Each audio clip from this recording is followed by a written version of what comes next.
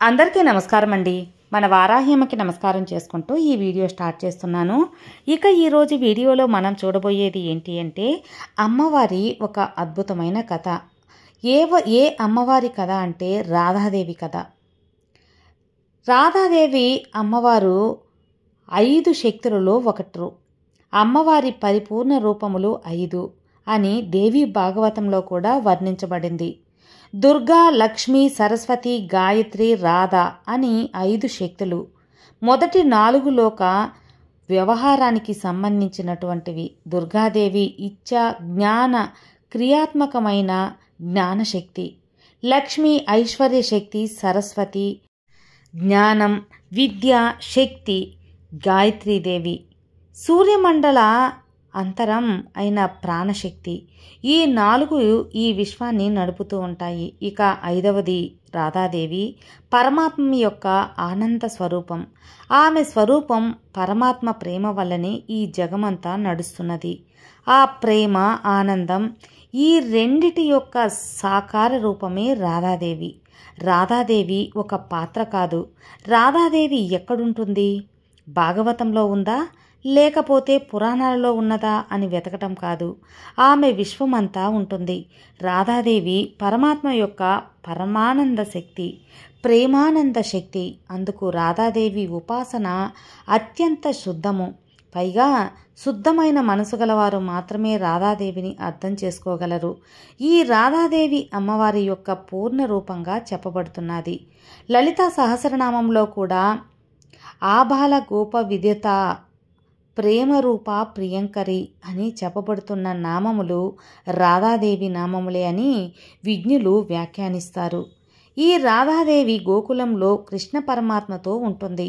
గోకులం అనే శాశ్వత లోకం ఒకటి ఉంది. అక్కడ శ్రీకృష్ణుడు విబుధుడై వేణునాద లోలుడై ఉంటాడు. అది కేవలం ఆనందదాయం, పరమానందధామం. అక్కడ ఆయన శక్తి ప్రేమానంద రూపిణిమైన హ్లదిని శక్తి రాధాదేవి. హ్లదము అంటేనే ఆనందం అనే అర్థం. హ్లదిని, సంధిని ఇత్యాది శక్తులతో పరమాత్మ లోకాన్ని నడుపుతూ ఉంటాడు. వీటిలో హ్లదిని ఆనంద శక్తి, సంధిని ఇత్యాది శక్తులు లోక వ్యవహారాన్ని నడిపే శక్తులు. ఇటువంటి ఆనంద శక్తి అయిన రాధాదేవిని ఎవరైతే ఉపాసన చేస్తారో వారికి పరమాత్మ యందు ప్రేమ కలుగుతుంది. ఆ ప్రేమ వలన పరమాత్మ ఆనందం లభిస్తుంది. ఆ ఆనందమే సచిదానందం, బ్రహ్మానందం. ఆ బ్రహ్మానంద స్వరూపిణియే రాధాదేవి. ఈ రాధాదేవి దర్శనం కోసం బ్రహ్మదేవుడు 6000 సంవత్సరాలు తపస్సు చేస్తే రాధాదేవి కాలి కొనగోరును చూడగలిగాడని పురాణాలు చెబుతున్నాయి. అంటే అర్థం రాధాదేవి దర్శనం అంత తేలికైనది కాదు అని చెప్పడంలో దీనిలోని విశేషం. పైగా అమ్మవారి దర్శనం కాలేదు అని దుఃఖపడితే అప్పుడు కృష్ణ పరమాత్మ బృందావనంలో నేను అవతరిస్తాను, అప్పుడు రాధాదేవి కూడా అవతరిస్తుంది, అప్పుడు నీవు చూడవచ్చులే అని చెబుతాడట. ఆ విధంగా స్వామి కృష్ణుడై భూమి యందు అవతరించినప్పుడు బృందావన సీమను ఎంచుకున్నాడు. నిజానికి బృందావనంలో సూక్ష్మమైన తేజోరూపంగా కృష్ణుడు ఎప్పుడూ ఉంటాడట. కానీ ద్వాపర యుగాంతరం అవతారమూర్తిగా ప్రకటింపబడ్డాడు. అప్పుడు అమ్మవారు రాధాదేవి కూడా అవతరించిందట. కృష్ణ పరమాత్మ యశోదానందుల పుత్రుడిగా ఆయన ఉంటే ఈ రాధాదేవి యొక్క అయోజనంగా అవతరించింది.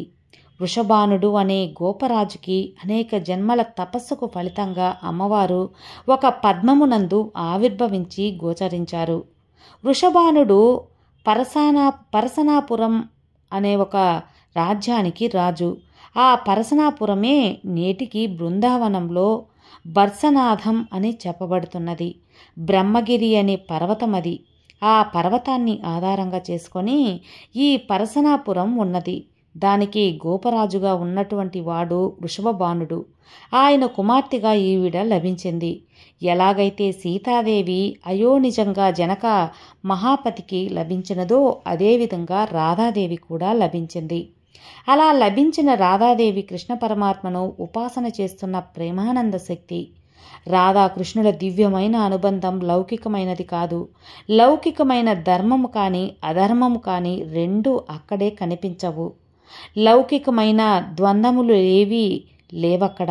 అదొక పరమ పావనమైన, నిర్మలమైన, అత్యంత శుద్ధమైన సచిదానంద స్థితి రాధాదేవి. కృష్ణుడు అవిభాజ్య తత్వము. అందుకే కృష్ణ రాధాతత్వములు ఎటువంటివి అంటే చంద్రికయోరియా అని వర్ణించబడుతుంది. బ్రహ్మ వైవర్త పురాణం, పద్మపురాణం మొదలైనవి.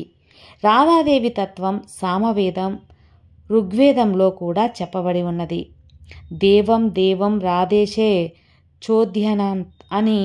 ఈ రాధాదేవి చంద్రికయోరివా అంటే చంద్రునికి వెన్నెలకి ఎలాంటి అనుబంధమో కృష్ణునికి రాధకి అలాంటి అనుబంధము అని అర్థం. దీని భావన వారందరూ అవిభాజ్యతత్వము అంటారు. కృష్ణుని ప్రేమశక్తి, ఆనందశక్తియే రాధ. కృష్ణుని యొక్క ప్రేమ అంటే మనపై అది కరుణగా వర్షిస్తుంది. కృష్ణునికి మనపై ఉన్న ప్రేమ, మనకి కృష్ణుడిపై ఉన్న ప్రేమే రాధాశక్తి. జీవుడికి కృష్ణుడిపై ప్రేమ ఉంటే దానికి భక్తి అని పేరు. కృష్ణుడికి జీవుడిపై ప్రేమ ఉంటే దానికి దయ అని పేరు. అందుకు కృష్ణుడిలో దయాగాను, భక్తుడిలో భక్తిగాను ఉన్నది రాధాదేవియే. రాధాదేవి దయ లేకపోతే కృష్ణుడు దయ దొరకదు అంటారు పెద్దలు. అంటే భక్తి అనేది ఉంటే గాని భగవంతుడు దొరకడు అని అర్థం. ఆ భక్తి అనే ప్రేమ అందరికీ లభించదు. ప్రకాశతే క్వాపి పాత్ర అనే నారదుల వారు చెప్పారు కదా, భక్తి శుద్ధమైన భగవత్ ప్రేమ అంత తేలికగా దొరకదు. ఆ ప్రేమ స్వరూపిణి రాధాదేవి. ఆ రాధాదేవిని కార్తీక పౌర్ణమి నాడు కృష్ణ పరమాత్మ ఆరాధించాడట. కృష్ణ పరమాత్మ ఆమె ఆరాధిస్తుంది. అందుకే ఆరాధనా శక్తియే రాధ. ఈ రాధాదేవి ఉపాసన చేస్తే విడిపోయిన భార్యాభర్తల మధ్య కూడా అన్యోన్యత లభించి కలకాలం సుఖంగా ఉంటారు. రాధాదేవిని ప్రత్యేకించి ఆరాధించాలి. దీనికి అనేక తంత్రశాస్త్రాలలో ఉపాసనా పద్ధతి కూడా ఉన్నది. రాధాదేవి సహస్రం ఉన్నది. రాధాదేవి మంత్రము ఉంది. రాధాదేవి స్తోత్రం కూడా ఉంది. సుయజ్ఞుడు అనే మహానుభావుడు రాధాకృష్ణుల ఉపాసన చేశాడట అని శాస్త్రం చెబుతుంది. రాధాదేవి ఉపాసన చేస్తే సర్వమైన వాంఛలు తీరుతాయట. అంటే అన్ని అభిష్టాలు నెరవేరుతాయని అర్థం. అన్ని అభీష్టాలు నెరవేరడం అంటే అర్థం అసలు ఏ కోరిక లేని పరిపూర్ణ స్థితి వస్తుంది అని దీని యొక్క భావన. అంటే రాధాదేవిని ఆరాధిస్తే సాక్షాత్ శ్రీకృష్ణ పరమాత్మున్నే ఆరాధించినంత భావన.